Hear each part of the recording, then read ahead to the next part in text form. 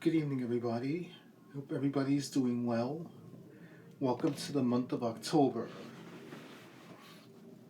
As you can probably tell, I am back in my bedroom here in New York.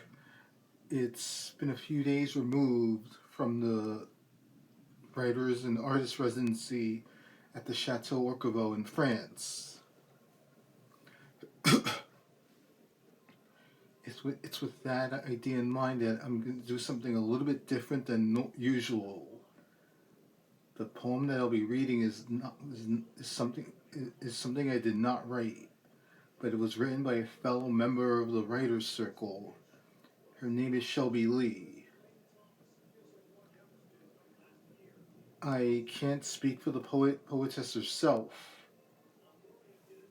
but regarding this piece, but she read it last Friday during the Writers Open Studio, and I was so blown away by how caught she framed the scene of the last 2 weeks in the chateau that I went out of my way to ask permission to be able to read it, which she gave me the okay to do.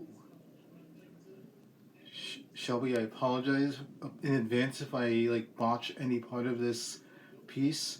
I know I can't do your voice justice, but this piece was too good to be left at the chateau. It had to be it had to see a second life, and I hope I'm gonna try to do your words justice. And by the way, go follow Shelby on Instagram at Shelby Leigh Poetry. Okay, now that we got all that settled, the poem I'm reading for this week's video is by Shelby Leigh, and it's called The Orquevaux Crew. Please bear with me. It's a it's a long and winding road of a poem, and it goes something like this. 2 weeks at the chateau have gone far too quick. I zoom out to capture this moment, take a picture with a click. In the early morning, Oswald tells us of his travels. The hours go so fast here, the bells ringing at the chapel. Colin walks down the stairs, right out of GQ and into our sight. At breakfast, Maite shows us a secret, croissants, toasted just right. Christine H. brings her eggs in a bowl, and Dusty curls up by her feet. The cat is surprisingly loyal, but mostly whenever there's food to eat. Envious of the two from Canada, the Americans sit with them to have a chat. Joanne invites us to her island. I call dibs, and that's that. Danielle writes pirate novels in the mornings and walks with me in the rain. Beulah bounces through the chateau halls, her laughter of bright champagne. The mother energy here is strong. We feel it in all that they do. Emma and Amadea cheer us on, a family stitched from this crew. Buckets gather in the hallways. The roof has sprung a leak. While rain drums against the stables, we still paint, write, and speak. Dwayne, with his camera ready, frames each doorway and scene. Christine R. knows all the secrets and shows us what living here means. We'd spot them out in the water, swimming each day without fail. Madeline's cartoons come alive. Elizabeth's stories set sail. Liz shines with her humor and stories. A mouthguard joke steals the show. Vashti creates in the stables, while the rain through the rafters flow. In the distance, the sound of someone being attacked by a swan. No one important, so we continue our class in the salon. Anna walks in like a painting, Alice with pastel so bright. Ruth tells stories of solo travelers. and all three make the room feel light. Anna reads poems while pacing the floor, capturing the hearts of the crowd. Brooke stitches and tells us fun facts, her laughter light and loud. Florence sings in the chapel, her voice clear and bright. John draws the weight of silence and how men are taught to fight. The church bell rings, another hour quickly gone.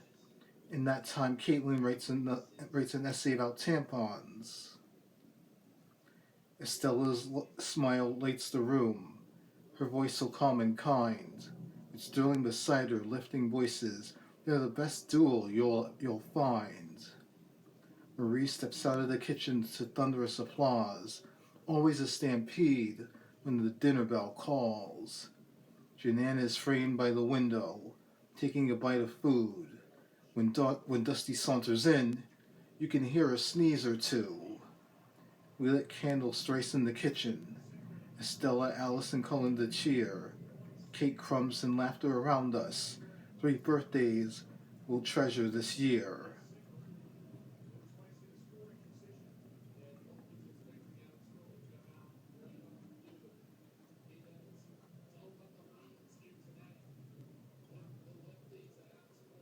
Robin's truth fills the pages of Malcolm and Me in hand. When Michael sings Roxanne after dinner, the whole room joins the band. As an amazing 2 weeks comes to a close, I search for places to hide. The outdoors are cold and rainy, but I can't find an empty room inside. I know what I have to do, so I open the basement door a crack. I never thought I'd find a place so special. I'd be willing to live with the bats.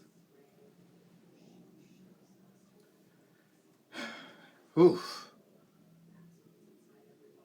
I'm not going to speak for I can't speak for Shelby, but I must say she captured the vibe of the chateau and all the artists and staff in it